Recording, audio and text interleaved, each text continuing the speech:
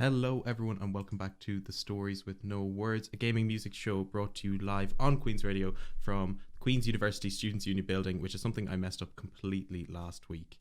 I am joined, of course, this week by another wonderful guest. Last week we had Emma Gibson. This week we have the partner in crime of Emma Gibson. We have Hebe Lawson. Hello. Welcome to the show. Firstly, before we get talking into games, besides obviously how much pressure I put on you to come on the show, what else made you want to kind of hop on to talk about stuff like this?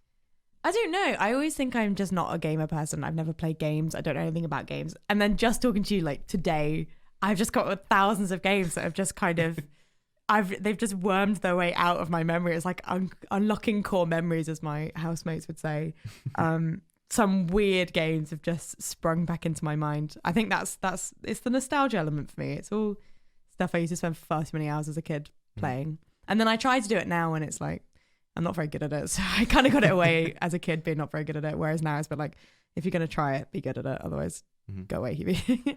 I think everyone, especially our age, has at least played a game or touched a game at some point, whether it's anything from a mobile game to something just on your browser to... God, I haven't even got onto mobile games. I've just been Googling and I was like, I'm not even there yet. Wow, yes. I've played lots of games. But kind of walk me through a little bit, because I vividly remember the first experience I had with video games was my friends having games consoles and me not having one, and kind of learning all about the games before that and then getting really into them. And then when I got the console, I was like, oh my God, I get to finally play this. But I don't think it ever really truly lived up to expectations that I had of stuff at the time. What was your sort of... I had a Wii and a Nintendo, and I was a bit of a granny in terms of my friends with their like Xboxes and PlayStations, and I was like, no, I want to play a Wii Fit or whatever it was at the time. It was me and my mum. My mum and my dad were quite influential in my gaming world. It was never... I remember my friends telling me that they were like, oh, I'm going to do this, I don't know, car racing game or whatever. And I was like, no, I'm going to play Club Penguin for 3 hours, or no, I'm going to play Sims, or just finding those random, really rubbish games that just came free on computers and things like that. Just like there's nothing wrong with Snake. And I think that was like my best one. So, I think, everyone, I think, and their granny had a Wii when it came out. I don't know anyone who didn't actually get one for Christmas at one point, because that was the first console I had as well, if you don't count maybe it was the DS after or before. Anyways, besides the point. I can't remember if my DS was 4 or not. Yeah, but I vividly remember Christmas, I think it was, when did it come out? Like 2007, 2008 or whatever. And just for that Christmas, I had Lego Star Wars for the Wii and then Rock Band for the Beatles, which... two very tonally different games altogether. I liked Rock Band. We had Rock Band Beatles with the drum kit and the guitars and the microphone. We were a little family band. We kind of became the Von Trapps for a while. I was always on bass because I thought that was cooler, and I was rubbish at drums. My dad always got landed on drums because the drums were so difficult. But you know what? I owe that, like, my whole of my Beatles love comes from that game. I know so much about Beatles now because of that game. So yeah, that was my big thing. But Wii Fit was a big thing. Like, it was generally like, we're going to get fit as a family and get like toned because we now have this Wii Fit. No, I just ended up like jumping, doing what was the skiing jump thing where you just have to like not jump on the board, but you have to act like you jump. Good memories. It was good fun. At best Christmas ever. And obviously this is a gaming music show, right? I think obviously everyone talks about the games, all about the fun gameplay and everything. Did you ever have a point where you were kind of like listening to a game section and thinking like, I could jam to this even with just out playing? Oh gosh, I'd always be dancing along to it. I get them all stuck in my head. I remember, so after the Wii kind of died a death, and it came out when I was really, really bored or really, really trying not to do schoolwork. My godmother gave me her old PlayStation. I think it was a PlayStation. I don't know the difference these days, but I think it was a PlayStation. And that was the one that had all the good music, because I had things like, is it Uncharted? Yes, yeah. Yeah, I had those, but I never played them, but the music was good. And I had a Call of Duty, I think. Maybe it wasn't a Call of Duty, but I think it was a Call of Duty. And I had Little Big Planet, which is, again, the best soundtrack known to humanity. I'm trying to think, because there are so many with, like, the Nintendo used to be the best soundtrack, but I think my parents got sick of it. So then I never heard it after a certain age. I think it was like 8, and they were like, no, Hebe, stop. This is killing us. But yeah. Well, we'll come back to more of that after this next song. The next song we have coming up, which I, first of all, from a technical standpoint, I have such a huge love for it, because firstly, it's by the composer for this indie game, who also performs the main vocals, but not only that, but he also plays the main character in the game as well. So amazing. I think if that is multitasking beyond belief, I don't know what I'm doing with my life.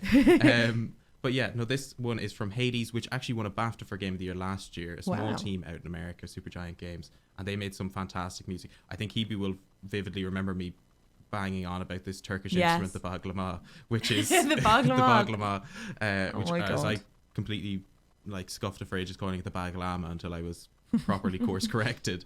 But I believe this focuses very much on this piece. It's also just a fantastic soundtrack. We've got 2 pieces from this evening. The first one is just Hades in the Blood featuring Ashley Barrett. And yeah, let's get into it.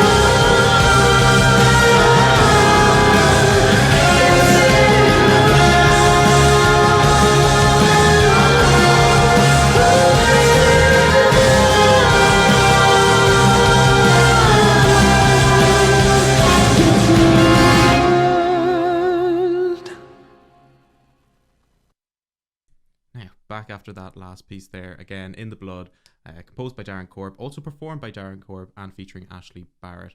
We'll have another piece from Hades in just a moment, but we have to talk about the stuff that came up whilst that music was playing.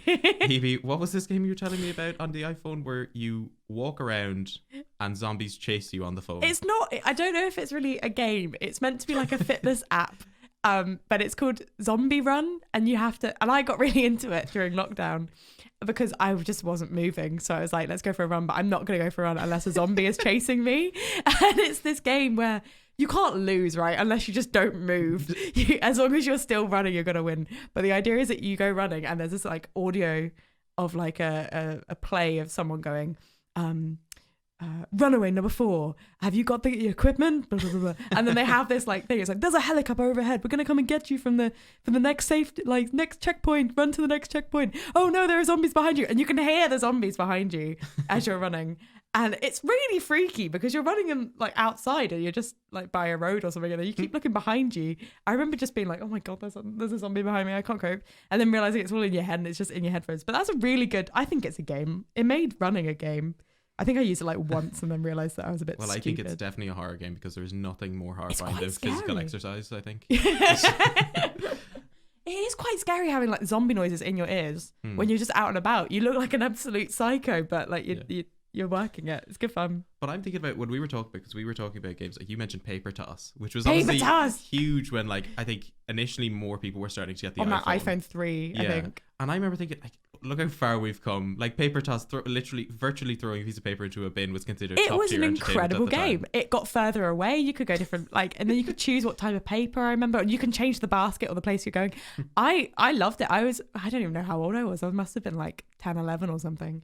Absolutely cracking game. A beautiful game. Wait until I tell you about the real thing. Oh my gosh. But it makes you want to do it in real life as well. So I think I just practiced. I don't know. It was one of those games. I genuinely think that there has to be like some actual real life sport for throwing paper into a bin. There must be. Maybe that's just like basketball. If there's ultimate frisbee, there is definitely paper toss. Maybe. But maybe they just swapped it for a ball and then just went.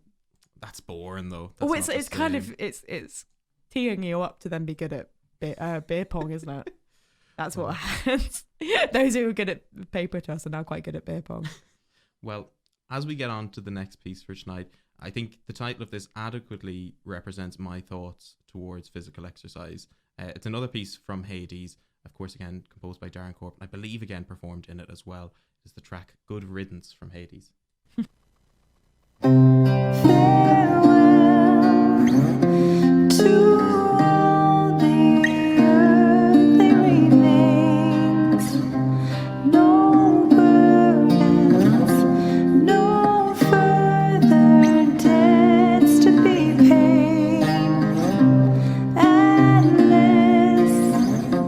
Can rest his weary bones.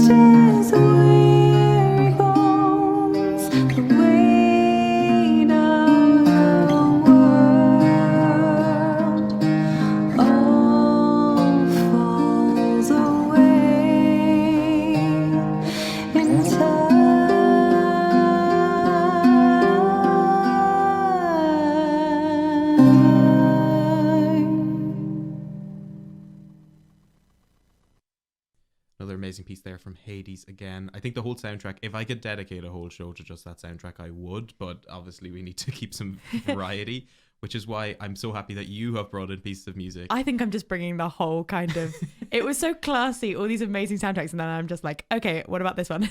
No, every soundtrack is worth it in its own right. I love game soundtracks from my childhood, regardless of how good or bad they are, because they just bring back so I really many am memories. bringing the nostalgia today, I can tell. But the first one we're going to be playing from you is from Little Big Planet, which is a game I don't have too much experience with, bar my cousin having it, because there was a problem for a while where on the PlayStation 3 Sony got hacked, so a load of information was let go. Really? And I can't remember how the whole thing went, but the only thing I remember is that Sony were like, oh, sorry, all your information got leaked, but here's a free game, and it was Little Big Planet. That's cute. I used to love it. I got it, so I was given this PlayStation, and it was the only game on the PlayStation I could play. Like all the others were just, it was too brutal for me. I was too of a cutesy little child, and I was like, I don't want to play a game where you might get hurt or die or whatever. But there's little like sack boy, and he's Sackboy, and he just runs around and he has to do things like climbing and swinging, and it's all like problem solving. I just loved it, and it was quite scary as well. There's lots of scary elements, but they're all drawn, so it's slightly less scary. Did you ever do the thing where you can like make your own levels and all that? I was not that smart. No. There's a thing in it, and it's really fun because I think you can have music blocks in Little Big Planet. So there's a load of people like recreating music by like having blocks. You can do that in Minecraft as well, which is what people do as well. But I absolutely love the idea of it. Is one of those games though that it got to the point where it was hard enough that you would hear the same soundtrack about 50 million times. Yeah. I think my parents got a little bit sick of it. It was the point where I had to plug myself with headphones into the PlayStation because they were just getting sick of this song particularly, because this was a really difficult level, but I loved it so much. There were quite a few French songs as well, and I can't remember any of them, but they were always the best levels had the French songs. And then I started picking up some words in French that I still don't know what they mean to this day, but I could sing you the song in French. But this one was definitely one of my favorites. I think Little Big Planet is really cool because it's like on the same level of Minecraft, you can use it for kids for educational purposes as well. And the fact that you can like go in and show creative side. But then obviously I mentioned the music bit. I think some people have been like, this is like a very like basic music creation software within a game, which is really fun. And you can't go wrong if Stephen Fry and Hugh Laurie are doing the sound, they're doing the voiceovers. You just can't go wrong. It's amazing. Well, we've talked a bit about it. Let's get into it. This is the piece you've brought in, My Patch from Little Big Planet.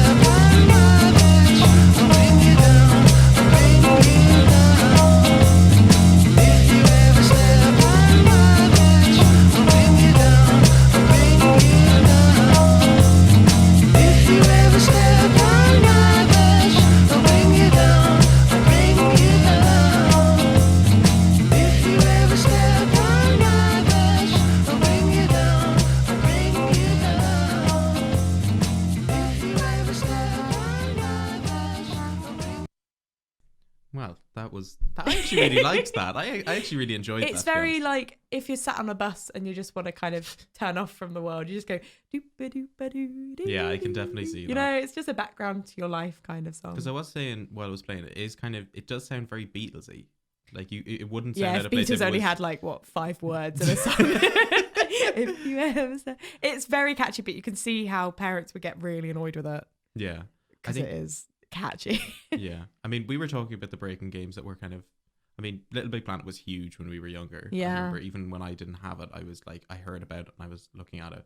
And we were talking about games that kind of like broke through the mold. I've literally been going through like old App Store games, just being like, which ones have I forgotten? You mentioned Slender Man, which is I don't think there's anyone who's like in our age group now who hasn't heard of Slender Man. I think that's it was like, so big. It's mad to think how much it dropped off. Yeah, I remember distinctly my friends who were slightly more cooler than me had already started playing it, and they went, Hebe, we're going to really freak you out here. Here, take these headphones. And they put the headphones in me, and then they were like, no, you just have to like, I remember them we all put like our jackets over each other so that we'd be in the dark. And this was like outside in the playground or something. And then they were like, play this game. And I remember I was freaking out. It was a horrible, horrible game. It is horrible, and you have to like find the pages. But it's probably the only horror game I've ever played. It is the only horror game I've ever played, and it's the only one I've actually really enjoyed, even though it's freaky. I think it's probably one of at least the new generation horror games that really took off. Obviously, there's stuff like Silent Hill. It's so simple. That's why it's so simple. From a simple perspective, like it definitely spawned stuff like Five Nights at Freddy's and all that. I was going to say that's the only other one I've played is Five Nights at Freddy's. But yeah, I was talking about after, because it's so weird because you think about I mean, obviously I've been talking a bit the last few weeks, obviously with reviews and things like that, about video game adaptations into films. Yeah. And I had completely forgotten until you unlocked that memory of that Slender Man had a film that was really, really dark, but also terrible. It was like, it was about this real life story where this girl had like stabbed 2 of her friends because Slender Man had told her to or something. It was clearly something insane. And then what did Universal think? Let's make a movie. It's just, I might actually re-download this app now that you reminded me. Oh Lord. I just want to play Slender Man now. But yeah, not to take it off a light note that we had with My Patch, but the next, I've completely changed tone again for music, which is kind of a main staple in this show already. The next one is from, have you played Red Dead Redemption? I know of it. I've not played it. Yeah, so for those who aren't aware, Red Dead Redemption is a very Western inspired game made by the same guys who made Grand Theft Auto. But it has some amazing Western style music inspired by the time. So here's one of the themes that always stands out to people whenever they play the game, American Venom.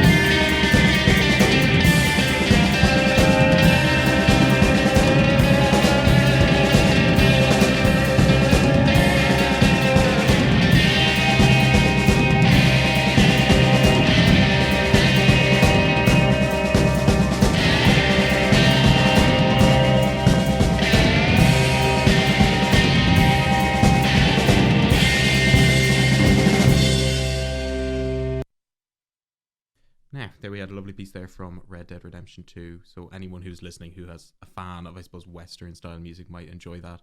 We were talking again during the break about all these different mobile and, I suppose, online browser games, and up came the conversation of Miniclip. What happened to Miniclip? I think it definitely still exists. Do you remember stickman.com as well? Yeah. Yeah. Where you get, and you'd have the like sword of like. Phew, phew. Honestly, I think that made me violent as a youth, that website. Every game on that was like. And they were like eyes with wings. Do you remember there was a game on a Hit My Buddy or something? Is that one you ever played? Or am I going to look insane? Hit My Buddy. It's like, it would be like this sandbox game where it literally just have a rag doll and it'd give you a load of weapons to just shoot at it. Wow. Which I think is the online equivalent of a stress ball. So I think that's a little bit too violent for baby Hebe. Explains a lot now actually about me. But no, yeah, Miniclip was great. I mean, do you have any particular ones that you remember, bar I say Club Penguin? I used to go on and go straight to platform games because I was always a platform game person. And there was one that was like, it was like really cool because it was 3D and it had like a 3D set. I don't know what I'm talking about. A 3D set I'm gonna go with. And you had to like climb up walls and things. I love that one, but I can't remember what it's called. And then there was the Iceman 2 or something, Ice Age 2, where it was like a Yeti. Maybe it was just called Yeti, where you had to like go around and you had to dodge snowballs or something stupid. But the big one was Skywire. It was called Skywire, and it was, and I've played it recently because Sky High is a movie. No, not Sky High. Skywire, Yeah, definitely Skywire, and the Skywire 2. And the idea is that the only controls are forward or backward. No, forward or backward, but the backward is like brake, and you are a what's it called? Not, you know those boxes that go on wires that. Why can I not remember the word of this? Boxes that goes on wires. You know the ones that take line. you up mountains for like. Oh, you know what I mean? yeah. Those. It's not things. a gondola, is it? No, not a gondola's a boat. No, it's not. What's the one that goes up the mountain? Oh, Vidicular. Yeah, one of those. So it was one of those carts that go up on wires. And you have to either go forward or backward and you have to dodge things. But obviously if you go too quickly, you have momentum and you'll run into something. And it was weird things like birds with really long necks will get in the way of the wire. And if you hit them, you lose a life. And a person from your little sky cart thing will fall out of the sky cart. It was very dramatic, but I really liked that one. But I did spend a hell of a lot of time on Miniclip. A hell of a lot of time.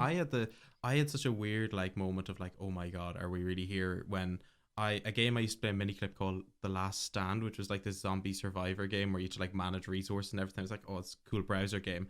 And then I look at like some of the emails coming in for the website I'm writing for, and it's like the same guys who made those games have made a game that is now with a much bigger budget coming out on consoles. And I'm like, oh my God, these are the same people. They started on Miniclip. It's where everyone started. I like that. It's amazing the amount of like indie games you'll see go to Steam now from like original Miniclip stuff. It's cool. But speaking of cool games, I mentioned briefly last week on the show when talking to Emma that Gareth Coker, who composed the Ori soundtrack, which is fantastic, which because it came up in conversation when we were talking about how the London Symphony Orchestra had played the Cuphead soundtrack and Ori and the Will o' the Wisps. That's very cool. So I did promise anyone who was listening last week that I would play an Ori Will and the Wisps song, and I don't think anything quite beats the sort of the I suppose the beautiful essence, the angelic voices of the main theme. So I had to pick that. I couldn't pick anything else. So here's the main theme from Ori.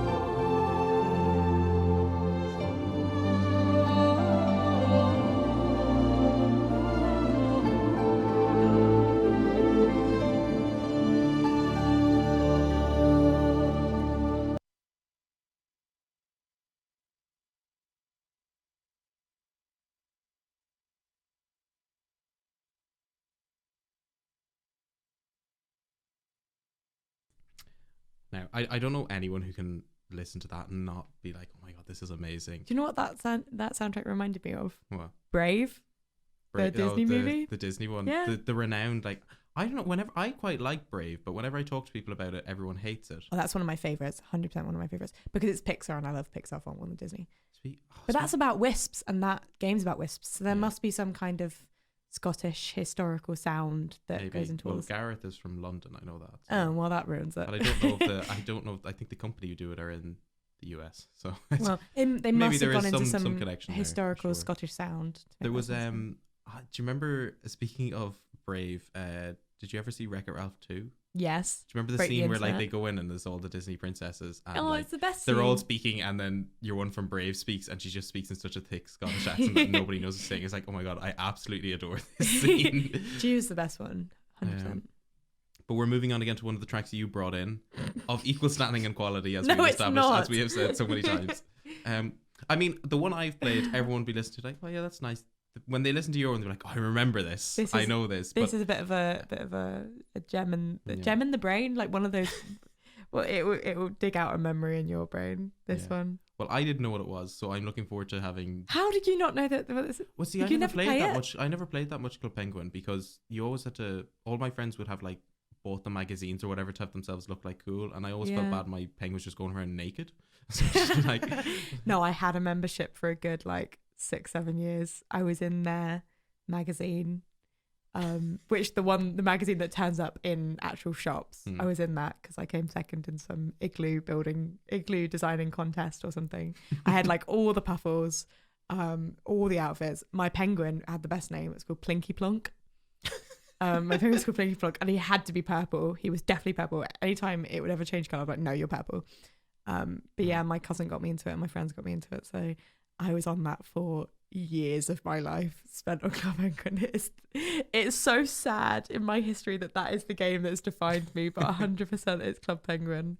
And this song was probably one of my favourite games from it. Although I loved all the games in Club Penguin, and I know there's a rip-off Club Penguin now that exists on the internet that I have played. That's because the original got shut down. Yeah, it got shut down. I remember that day. I was very sad. I remember the only times I ever played it, I loved the sledding game, but bar that, I used to always get kicked for cursing. So I would, and you know, here I was thinking I had gamed the system. You were one of those. I thought I had gamed the system at the time because I was like, put your parents' email address. It's like, haha, this isn't my dad's email address. And then it just sent it off to some random email address that never. So I need to dig it up because there's probably like 20 Club Penguin emails being like, stop cursing. you were blocked from Club Penguin. Mine must have been set up with some parental controls or something because I wasn't allowed to talk.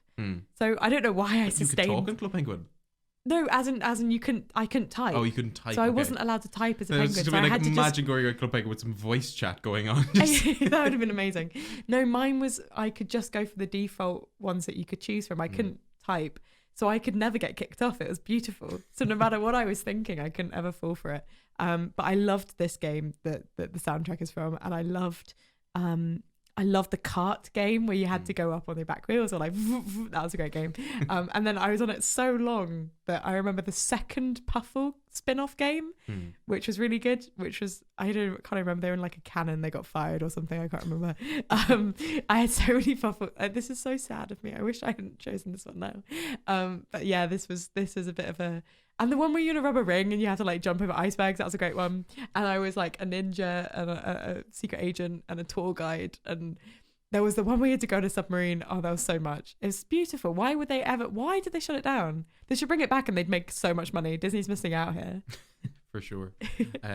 Well, let's listen to what they're missing out on, which is this fantastic track called Pizzatron 3000, which if it sounds anything as good as the name, I will be so happy.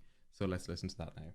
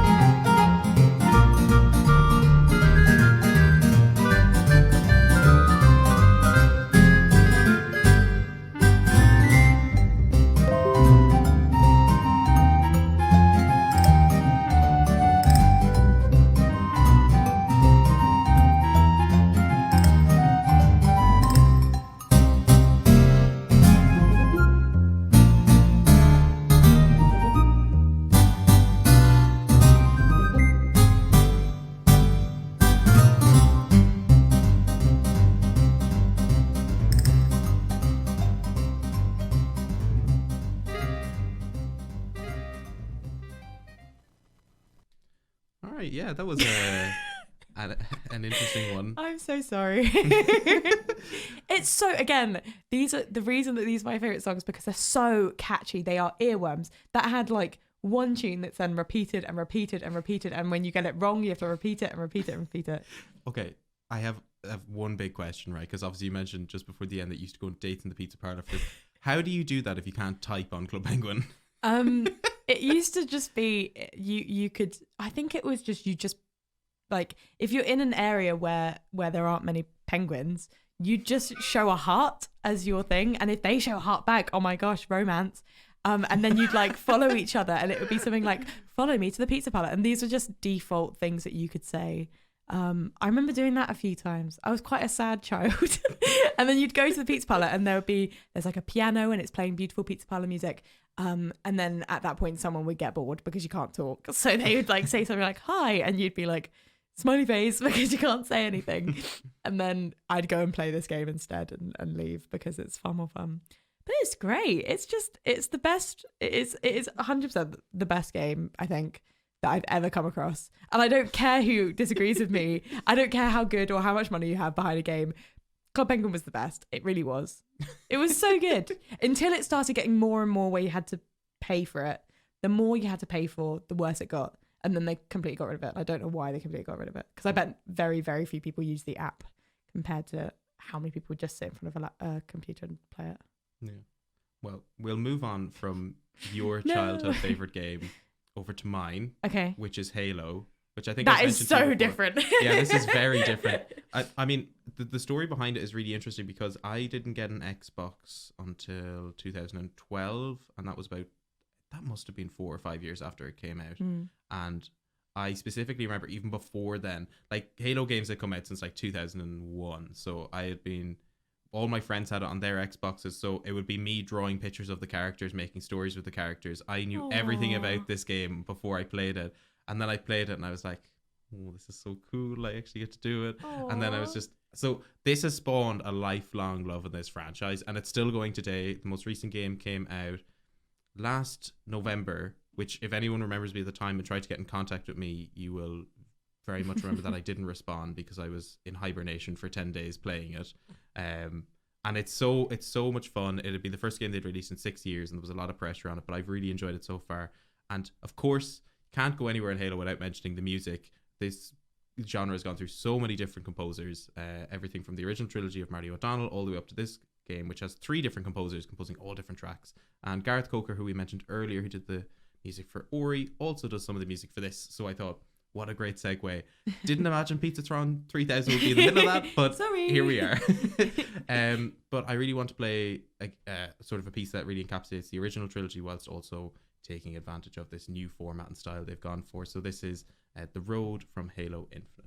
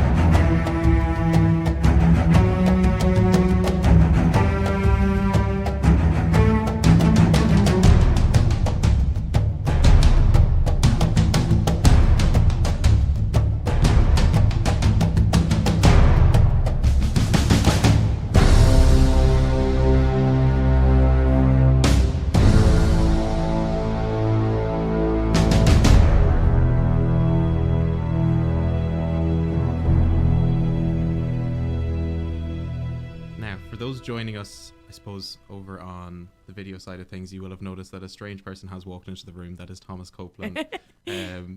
He's refusing to comment given he has played, and I quote, no games ever. he's just saving all his knowledge for when he comes on the show one day eventually.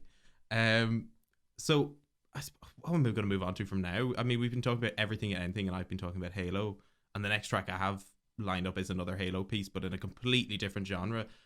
In terms of games, has there ever been sort of a particular style you've gone for? Because I know for me, all the time, whenever I go and find a new game, if I'm going to my comfort place, I'll generally pick a first-person shooter or something that really doesn't require. Yeah, that's not my vibe. No, I wouldn't imagine. I have played them. I had some friends back in London who tried to make me a gamer girl at one point because they found out I had a PlayStation, and I remember them lending me lots of first-person shooter games, and I was rubbish. I just get bored. Yeah, at a certain point, I just get really bored if I can't if there isn't that, I nearly got it. But like, I just get really, really bored really quickly, especially if something says like 200 hours of gameplay. I'm like, no, I want 5 minutes or I want like 20 years of my life. That's it. But yeah, so I've never really been into that. Mine would be, I used to love platform games. Again, I'd go onto Miniclip and just click platform games. I used to love platform games. I used to play a lot. I used to play one called like Sling, which was all about slime. There was slime. That one was just a slime that I played weird games, platform games, and then things like Sims. I was a big Sims fan. I had all the expansion packs for Sims 2. If anyone says any other Sims is better, they are lying. Sims 2 was the best. And then this is actually a funny story. I had Sims 2. I had all the expansion packs, and I was playing it at home. I was probably, I don't know, 12, 13, somewhere around there. And I was playing it, and as most people do, you make yourself. I then made my family, but I spent a lot of time making us look like picture perfect. It was direct replicas of me, my mum, and my dad. And I made us an amazing house, mother loaded all the time, so I could get all the thousands and thousands and millions of pounds. Put us all in this house, and within about 20 minutes, we were all on fire. And I remember my mum coming in, and she was watching me build this, going, gosh, we're so rich and we look exactly like us, and this is the dream life, and blah blah blah. And she come in to us all screaming on fire, and she went, you're not ever playing that game again, you're not allowed to, and don't you ever dare make us again, because we are not going through that trauma of you setting fire to us. You've predicted the future. Luckily that never happened, but yeah, Sims was kind of ruined after that point. Yeah, those kind of games were really my vibe. I mean, fair play to you for having, I suppose, the bravery to recreate someone picture perfect in your immediate family. I mean, my only sort of recollection of that sort of stuff is when we had the Wii Fit. We got it. We had that with the board. We heard this, with the board. I don't think I've told you this story before, but one day I was like, oh, Mum, you should, because I wanted to get her into playing games as well. I think I was like 12 or 13 at the time. And she was like, oh, I'll try this Wii Fit thing. And they did the Wii Fit things, and she was absolutely wrecked after it. And then she stood on the board, and the Wii just goes, I'm sorry, you are obese. And so it didn't even say obese. And then Mom was like, okay, put that away. Never using that again. That sees no place in my It was house. kind of mean for a computer to, it was, I think as a child I was told I was obese, and it really scarred me. And I think I just put the numbers in wrong or something. But like, it was really, I think because I was so short, because I was a child and you're not meant to do it under 18 or something. There's some rule that it just came out wrong, and it said that I had the fitness age of like a 52-year-old or something crazy. Yeah. And it can scar you. Like, there are definitely age rules for a reason. Don't do that. But no, I love that. And I love the ski jumper one where you had to like pretend, it said, don't jump on the Wii board. You have to pretend to jump and pretend to be a skier and all that thing. And I love that. I mean, the Wii Sports had that thing as well, where it was like you could do your fitness age on that. And it would put you in a load of scenarios. I was down in Achill there over the summer with a few friends, and one of them brought a Wii with them. Oh my God, I've never sweat so much in my life playing the tennis and the baseball stuff on that. And I used to always miss the baseball, and I still miss it to this day. I still can't do it. I was never very good at baseball. And it's all well and good. It's all well and good, you can do it in the privacy of your own home. But when you've got 4 of your mates laughing at you as you miss each one, it's not exactly very fun. Strike, you're out. No, I wasn't ever good. I could do the bowling. Although at a certain point, when you realise you can throw it backwards, you just do that instead because it gets the laughs. So I always did that, and I loved the tennis. I was always quite competitive with the tennis. The boxing I was awful at as well, because I'd just start sitting down and just swinging one hand. I'd get really bored. But then you had there wasn't there a Wii Fit like island or something. Oh, I've never made it that far. There was a bigger version where you got to like run around an island. I loved that. That was when I can't remember what it's called, but it was again on the board, and instead of just like, they expanded it so you could actually run around an island. But the best thing about it is you could sit down and just shake your hand and you would still run technically in the game, and you could like visit all these places in the island, and you'd run up and down hills, and you're meant to just run on the spot, but you wouldn't. That was a great game. I've completely forgot about that one. That's a fab game. You've unlocked actually a memory that I had. It was the only thing I was ever good at on Wii Fit was the planking, because you didn't have to use your legs. It would only, because you put your elbows on the board and then it would assume you were doing the plank. But I just lay down. And so I had a gold medal, and it was always just, it was very sad, but there was always a level of just like, yeah, that's right, I did it, whenever the guy would collapse who you were going against. Like, I beat you. That's right. And there was all the like the yoga, and you had to like practice yoga moves and stuff. I loved it. That's such a. I want to bring it over here. I might get it shipped. No, don't, please. Please, I love it. Let's move beyond my inability to exercise normally. Moving on to the next song, which I mentioned was part of the Halo soundtrack. This one, who I already mentioned, is by the original composer for the games, Marty O'Donnell. The twist on this being is that, again, this is from taken from Halo 3 ODST, is a spin-off to that genre. So he took a completely different musical approach. It's under the cover of night. You're playing this regular soldier as opposed to these super soldiers you play in all the games. And he took a very jazz, blues, noir inspired approach to the genre. So you'll hear a lot more of that in this than you did in sort of the heavy drums and brass of the original that I just played. So here is Deference for Darkness from Halo 3 ODST.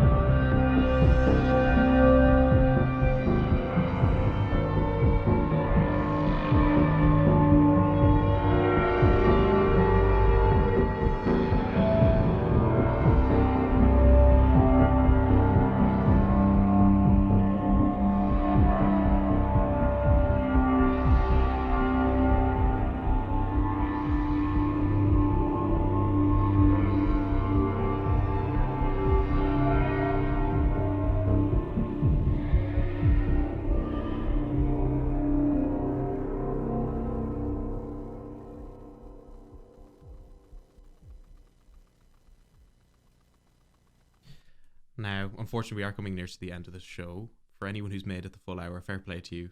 I know some of the stuff has been difficult to get through. Oi! I was talking about my stuff. I don't know what you're picking up on. But we are going to close out one more Your Tracks. And before that, I want to talk a little bit about Professor Layton, because I have absolutely no knowledge or anything. I know nothing You about never this. play Professor Layton? I have never touched Professor Layton. Right. This is a great game. This is a Nintendo DS game that my dad really wanted to play with me. And it was a bit of a bonding experience because it's actually a really difficult problem solving game. So it's all kind of riddles and those if you remember those games where you had to move blocks to allow something to pass from beginning to end, and you had to move blocks out of the way. All those kind of games, like riddles, problem solving. It'd be a car goes left, then right, then left. Where is the train station? Things like that. Really weird games. Very kind of, if you remember, verbal reasoning, non-verbal reasoning kind of tests. Really, really, really quite difficult. And I was far too young to understand all these games. So every so often I get really stuck and pass it on to my dad. And he'd be like, oh, I can get you to the next level. And he'd get all happy about it and chat. And then sometimes he'd get stuck and wouldn't be able to play it. And I'd be off the game for a week while we're just kind of rethinking this game. But then you'd go onto cheat websites and try and work it out just to carry on. But there were loads of spin-offs. I think I had 3 or 4 different spin-off games. And they were so good. And I think it's a Japanese company. I might be wrong, but I think it's a Japanese company. So the music, it's very kind of anime style drawings, manga style drawings, but it has that slight quirky. It's not completely that vibe. So I really liked it because I'm not huge on those animations, but I really liked this one. It was gorgeous, and you got really into the characters. There were evil villains, and you had to unlock things to get to next levels, and you had to walk around towns and talk to people and find out where the next game is. And they were great. Actually, the best bit was actually sound effects rather than the sound tracks. The sound effects would just make you really scared, really, really scared. And there's a big boss level at the end and all this kind of thing. It was just so it was the proper game of my childhood. And I still don't think I've completed all 3. I think I still have one halfway through that I got bored of. But this is the theme of all 3 of them, and then they all have their own spin-off themes, but it's really good. Well, maybe it's time to now go back and finish it off. I think I will have to go and get my Nintendo from home and replay. I will have to now because all these games have just sparked nostalgic memories of good times. Well, it sounds amazing, and I can't wait to listen to it. But before we finish up, this will be the last song of the evening. If you want to get in contact with us over on the socials, you can do so on Twitter at storiesw, no words, because it wouldn't take with no words. So there we are. Alongside that, I know Hebe, you host a fantastic show on Fridays here on Queen's Radio at 10, is it? Yeah, 10 a.m. 10 a.m. So if you're around on Friday mornings, tune into that. Hebe has a fantastic show.